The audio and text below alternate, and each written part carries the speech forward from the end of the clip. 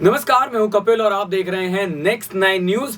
आज के इस खास प्रोग्राम में हम आपको ये बताएंगे कि 40 साल पुरानी सीट जो कांग्रेस की थी, जिसे अमेठी शहर के नाम से जाना जाता है, 2019 में ये राहुल गांधी के हाथ से निकल गई थी और उसके बाद से लगातार इस बात की कोशिशें कांग्रेस कर रही थी कि साल 2024 का इलेक्शन आएगा और ये सीट वापस जीत ली जाएगी। लेकिन इसी बीच राहुल गांधी की लोकसभा सदस्यता ही रद्द कर दी जाती है। अब बड़ा सवाल ये खड़ा होता है कि यहाँ पर चुनाव लड़ेगा कौन। अगर कांग्रेस की बात करी जाए तो प्रियंका गांधी लड़ेंगी या दीपक सिंह लड़ेंगे। दीपक सिंह के बारे में आपको बता दें कि एमएलसी हैं, विधायक रहे हैं और कांग्रेस के उन लॉयल नेताओं में से एक हैं जो तमाम नेताओं के पार्टी छोड़ने के बाद भी पार्टी में बने हुए हैं। अब आपको बता दें कि इसमें संजय सिंह का भी नाम शामिल है। इसके साथ साथ और तमाम नेताओं का नाम इसमें चर्चा के तौर पर शामिल किया जा रहा है, जिसमें वरुण गांधी बीजेपी के कद्दावर नेता भी शामिल हैं। आपको बता दें कि अगर अमेठी सीट की बात करी जाए तो गांधी परिवार में नेहरू से लेकर राहुल गांधी तक सबने जो है ये इन सीटों पर चुनाव लड़ा और अजय जो जीत थी वो मिलती थी। यानी कि ये कहा जाता है कि गांधी परिवार का अगर कोई भी व्यक्ति इस सीट पर सिर्फ खड़ा हो जाएगा तो सीधा जो जनता का वोट है वो चला जाएगा। लेकिन अब इस सीट पर कहीं ना कहीं गांधी परिवार की प्रतिष्ठा दांव पर लगी है। साल 2019 में स्मृति ईरानी ने राहुल गांधी को हराने का काम किया।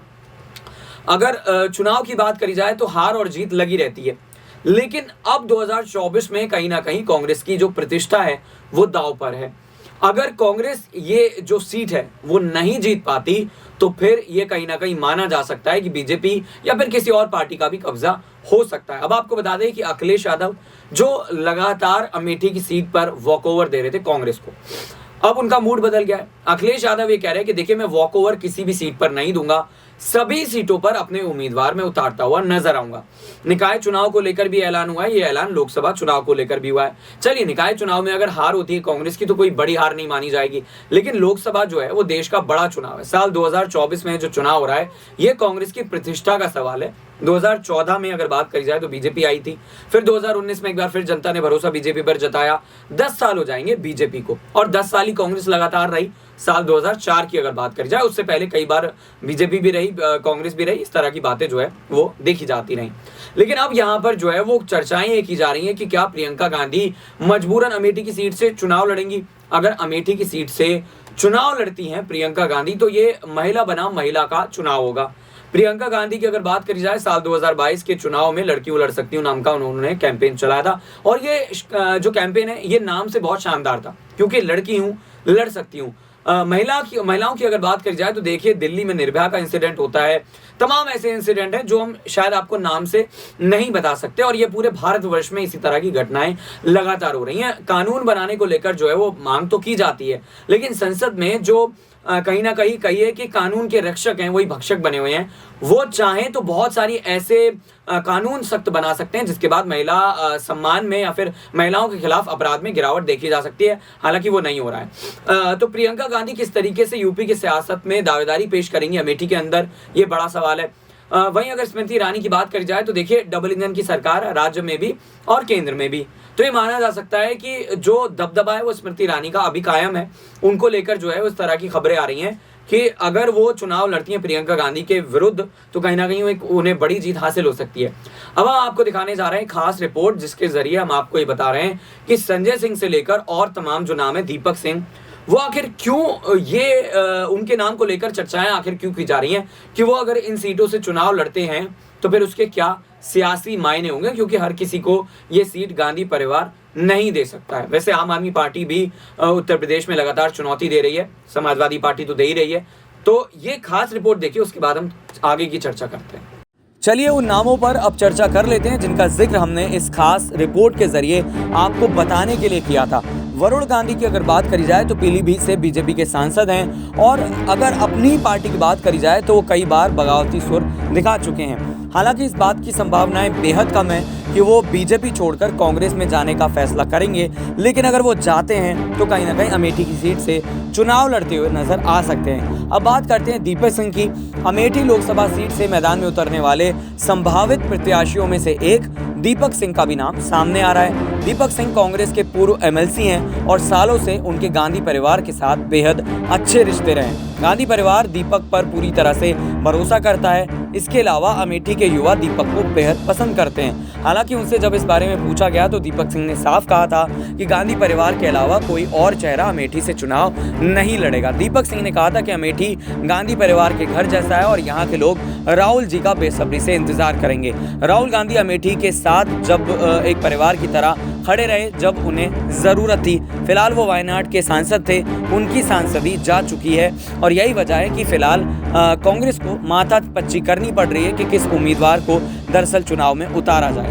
संजय सिंह की अगर बात करी जाए तो अमेठी लोकसभा सीट कांग्रेस के लिए कितना जरूरी है ये तो सभी को पता है। ऐसे में कांग्रेस पूरी कोशिश करेगी कि एक बार फिर से इस सीट पर कब्जा कर लिया जाए। ऐसे में गांधी परिवार से अगर कोई चुनाव नहीं लड़ता तो कांग्रेस अपने भरोसेमंद सिपाही पर दांव खेल सकती है। इस सीट पर प्रत्याशी के तौर पर पूर्व राज्यसभा सांसद राजा संजय सिंह को भी उतारा जा सकता है। हालांकि अगर बात करी जाए संजय सिंह की तो वर्तमान में बीजेपी में है। साल 2022 में उन्होंने अमेठी सदर से विधानसभा चुनाव लड़ा था। कांग्रेस उन्हें भी वापस खींचने की कोशिश कर सकती है। उत्तर प्रदेश के 80 लोकसभा सीटों में से एक है अमेठी। इस सीट पर गांधी नेहरू परिवार का गढ़ माना जाता है, कहा जाता है। इस सीट पर अब तक ज्यादातर कांग्रेस का दबदबा रहा है। कुछ एक आध चुनाव ऐसे रहे जहां कांग्रेस को हार का सामना करना पड़ा। इस सीट के इतिहास के बारे में बात करेंगे तो पाएंगे कि इंदिरा गांधी से लेकर राहुल गांधी तक अमेठी के वोटरों ने किसी अन्य दल की तुलना में कांग्रेस पर सबसे ज्यादा भरोसा जताया है। देश में आजाद होने के बाद साल 1952 में पहली बार लोकसभा चुनाव का गठन हुआ। उस वक्त अमेठी सुल्तानपुर दक्षिण लोकसभा सीट का हिस्सा माना जाता था, जहां से कांग्रेस बालकृष्ण विश्वनाथ केशरकर सांसद बने। फिर आए साल 1957 का इस क्षेत्र को मुसाफिर खाना लोकसभा सीट का हिस्सा बना दिया गया। उस वक्त भी केशरकर यहां से सांसद बने। साल 1967 के आम चुनाव में अमेठी लोकसभा सीट अस्तित्व में आई। उस वक्त इस सीट पर कांग्रेस के नेता विद्याधर वाजपेयी की जीत जो है वो हासिल हुई। अब आपको बता दें कि इस सीट से सांसद वो बने, उस वक्त उनका सामना बीजेपी के गोकुल प्रसाद पाठक से हुआ था। उन्होंने पाठक को 3665 वोटों के अंतर से हराने का काम किया। साल 1971 की अगर बात करी जाए तो कांग्रेस के विद्याधर वाजपेयी एक बार फिर से इस लोकसभा सीट से सांसद बने। संजय गांधी की अगर बात करी जाए तो उनकी मौत के बाद साल 1981 में उपचुनाव हुए। इस वक्त इंदिरा गांधी के बड़े बेटे राजीव गांधी ने इस लोकसभा सीट की बागडोर संभाली। इसके बाद साल 1984 में लोकसभा चुनाव हुए और राजीव गांधी ने एक बार फिर से अमेठी के प्रत्याशी के तौर पर चुनाव लड़ा।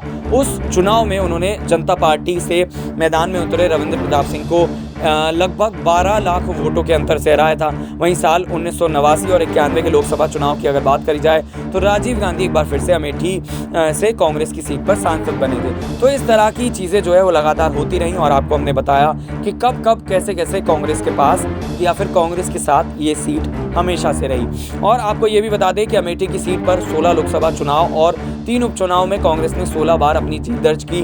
केवल 3 बार ऐसा हुआ जब पार्टी को हार का सामना करना पड़ा। वैसे लोकसभा सदस्यता राहुल गांधी की जा चुकी है और शायद यही वजह है कि फिलहाल कांग्रेस ये डिसाइड नहीं कर पा रही किस उम्मीदवार को यहां से उतारा जाए।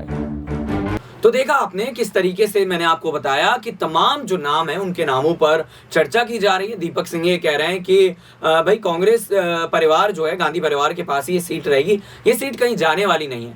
लेकिन जनता क्या ये सीट कांग्रेस को एक बार फिर से वापस देगी?